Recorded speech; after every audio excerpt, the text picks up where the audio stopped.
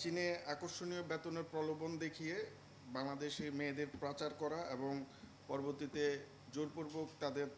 দ্বারা অসামাজিক কার্যকলাপ করানো, এই চক্রের সাথে জড়িত মূল হোতাসহ 4 জনকে আমরা গ্রেফতার করতে সক্ষম হয়েছি। ঘটনা সূত্রে ভিকটিমের কাছ থেকে আমরা যতটুকু জানতে পেরেছি, এই ভিকটিম তার সাথে জনৈক বাবু নামের পরিচয় হয় টিকটকের মাধ্যমে, সোশ্যাল মিডিয়ার, এবং এটা তার সাথে প্রথম পরিচয় হয় ফেব্রুয়ারি মাসের দিকে। তো পরবর্তীতে বাবুর সাথে বিভিন্ন কথাবার্তা এবং কাজের কথা বলার মাধ্যমে তারা জানতে পারে যে এই ভিকটিম পিরোজপুরের একটি বিউটি পার্লারে কাজ করতেন। তো তাকে ঢাকাতে এনে বিদেশে পাঠানো যাবে এবং সেখানে মাসে লক্ষাধিক টাকার অধিক বেতন, এই ধরনের প্রলোভন দেখিয়ে পিরোজপুর থেকে ঢাকায় নিয়ে আসা হয়। এবং ঢাকায় আনার পরে এই ভিকটিম তার আরেক খালাতো বোনকেও একই কায়দায় বলতে সেম প্রলোভনের পাল্লায় পড়ে দুজনেই বাবু, যাকে আমরা গ্রেফতার করেছি, তার মাধ্যমে এই চক্রের আপাতত আমরা যাকে লিডার ভাবছি আব্বাস, তার সাথে পরিচয় করিয়ে দেয়। এই আব্বাসের ব্যাপারে আমরা যতটুকু জানতে পেরেছি, সে মূলত এই ধরনের ভিকটিম যাদেরকে প্রলোভন দেখিয়ে নিয়ে আসা হতো তাদেরকে ভিসা, পাসপোর্ট এবং অন্যান্য যেই সহায়তাগুলো আছে এই সহায়তাগুলো করত। এবং পরবর্তীতে উত্তরাতে কিছু চাইনিজ সিন্ডিকেটের সাথে তাদের পরিচয় আছে, সেখানে এই মেয়েদেরকে নিয়ে যাওয়া হতো এবং পরিচয়ের মাধ্যমে একটা পর্বে তাদেরকে দুইটা ওয়েতে সাধারণত বিদেশ পাঠানো হতো। একটা হচ্ছে যে চাইনিজ নাগরিক কর্তৃক তাদেরকে এখানে বিবাহ করানো, এবং বিবাহের কিছু ছবি প্লাস সার্টিফিকেটও আমাদের কাছে আছে, যেটা আপনারা পরবর্তীতে পেয়ে যাবেন। তো এর মাধ্যমে এটাকে লিগালাইজ করে এবং পরবর্তীতে চাইনিজ অ্যাম্বাসি থেকে তারা স্পাউস ভিসায় এই মেয়েদেরকে চায়নাতে নিয়ে যেত। চায়নাতে নিয়ে যাওয়ার পরে এটা হচ্ছে একটা ওয়ে বিয়ে করা, আরেকটা হচ্ছে যে চাকরি দিবে, ওখানে গেলে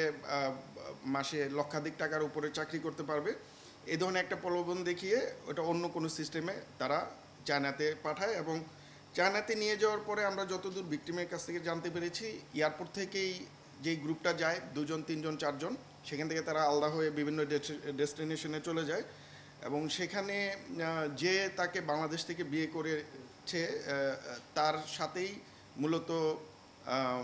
তার কোনো একটা নির্দিষ্ট স্থানে নিয়ে যায়। আমরা এই ভিকটিমের ক্ষেত্রে জানতে পেরেছি যে তাদেরকে হুনান প্রভিন্স যেটা আছে চায়নার, সেখানে নিয়ে যাওয়া হয় এবং নিয়ে যাওয়ার পরে বেসিক্যালি তাদেরকে একটা রুমে আবদ্ধ করে রাখা হয় এবং বিভিন্ন ধরনের অসামাজিক কাজ, যৌন নির্যাতন, অত্যাচার, টর্চার, এই ধরনের কার্যকলাপ তাদেরকে বাধ্য করে করানো হয়, যেহেতু তাদের কাছে কোনো পাসপোর্টও রাখা হতো না, এবং বিভিন্ন টার্মস অ্যান্ড কন্ডিশনের মাধ্যমে তাদেরকে এই কাজ করতে বাধ্য করা হয়। তো আমাদের যে ভিকটিম, আমরা যতদূর জানতে পেরেছি যে তাকেও সেই কাজ করতে ইন্টারেস্টেড ছিল না বিদায়, এবং সে যখন বুঝতে পেরেছে যে সে প্রতারিত হয়েছে, পরবর্তীতে এই চক্রের সাথেই সে একটা কনভিন্সিং মুডে আসে যে বাংলাদেশে তাকে নিয়ে আসলে সে আরও 3-4টা মেয়েকে এখান থেকে চায়নাতে নিয়ে যাবে, এই ধরনের একটা আন্ডারস্ট্যান্ডিং ওদের মাঝে হয়, এবং যার ফলে এই ভিকটিম দেশে আসে। বাট দেশে আসার পরে সে আর এই কাজে যেহেতু ইন্টারেস্টেড ছিল না, গত 31শে অক্টোবর শাহালি থানায় একটি মামলা দায়ের করা হয় অভিযুক্ত 4 জনের এজার নামীয় আসামি হিসেবে। তো এই 4 জনকে আমরা গতকাল রাতে ঢাকা মহানগরীর বিভিন্ন স্থান হতে 4 জনের মধ্যে 3 জন এজার নামীয় আসামিকে আমরা গ্রেফতার করতে সক্ষম হই। এবং এই চক্রের অন্যতম আরেকজন যে মহিলা, যে বেসিক্যালি চাইনিজদের সাথে বিভিন্ন এজেন্টের মাধ্যমে যারা মেয়েরা ঢাকায় আসতো তাদেরকে কানেক্ট করতো, তাকে এই মুহূর্তে আমরা পাইনি, বাট তার একটা ইম্পর্টেন্ট রোল এই চক্রের মধ্যে রয়েছে। আমরা যতদূর যারা অভিযুক্ত তাদেরকে জিজ্ঞাসাবাদে জানতে পেরেছি যে ইভেন এই যে ভিকটিমটা আছে তার কোনো এনআইডি ছিল না, সে একটা ভুয়া এনআইডি বানিয়ে দিয়েছে, ওই এনআইডি দিয়ে পাসপোর্ট করা হয়েছে, ওই পাসপোর্ট দিয়ে আবার ম্যারেজ সার্টিফিকেট বানানো হয়েছে, এবং ম্যারেজ সার্টিফিকেট বানানোর পরে তাদেরকে প্রায় 2 দিন অথবা 3 দিনের নোটিশে চাইনিজ ভিসা করে 19শে মে, সরি 13ই জুন এই ভিকটিম চায়নাতে যায় এবং পরবর্তীতে 31শে আগস্টে ফেরত আসে। তো এই ক্ষেত্রে তারা মেয়েটিকে ইনিশিয়ালি বলেছিল যে 10 লক্ষ টাকা সে দেশে থেকে যাওয়ার আগেই পাবে, আর ওখানে গেলে তো টাকা পাবেই, বাট আলটিমেটলি কোনো টাকা পয়সা দেওয়া হয়নি। আব্বাসের ভাষ্যমতে এরা এক একজন মেয়েকে যদি চায়নাতে পাঠাইতে পারে, সেক্ষেত্রে এই চক্রের প্রধান বা চাইনিজ হোক অথবা বাংলাদেশের যেই এটার প্রধান, তাদের কাছ থেকে তারা 3.5 লক্ষ টাকা পাইতো, যার মধ্যে 1.5 লক্ষ টাকা যে ভিকটিম যাচ্ছে মেয়ে তাকে, আর যে 1.5 লক্ষ টাকা যেই দালাল এই মেয়েকে বিভিন্ন জায়গা থেকে পাবনা, রাজশাহী যেখান থেকে আনুক তাকে,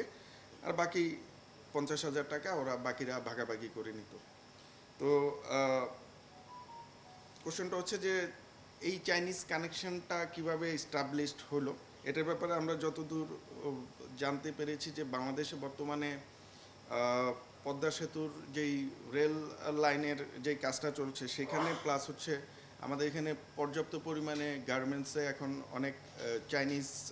কাজ করে। তো তাদের লিঙ্ক আপেই এই কাজটা গত 7-8 বছর ধরে শুরু হয় এবং এই 7-8 বছরে প্রায় অর্ধ শতাধিক মেয়ে এই পন্থায় দেশ ত্যাগ করে অথবা দেশ থেকে তাদেরকে পাচার করা হয়। পাচার করার পরে বেসিক্যালি সবাই যাওয়ার পরে এইভাবেই প্রতারিত হয় এবং এই প্রতারণার মূল যেই দায়ভারটা থেকে যায় যে তাদেরকে যেই কথা বা যেই কমিটমেন্ট দিয়ে এখান থেকে চায়নাতে নিয়ে যাওয়া হচ্ছে, পুরো জিনিসটাই ভুয়া, এবং ওখানে নিয়ে যাওয়ার পরে তাদের অকথ্য নির্যাতন এবং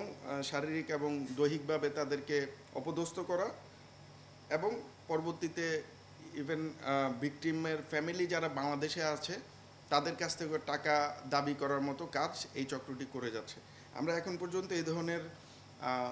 4-5টি চক্রের ব্যাপারে তথ্য পেয়েছি। তো একটা চক্র তো আমরা আজকে গ্রেফতার করেছি। আমরা আশা রাখি সামনের দিনগুলোতে হয়তো এই ধরনের চক্রের সাথে সম্পৃক্ত আরও যারা জড়িত আছে তাদেরকে আইনের আওতায় নিয়ে আসতে পারবো।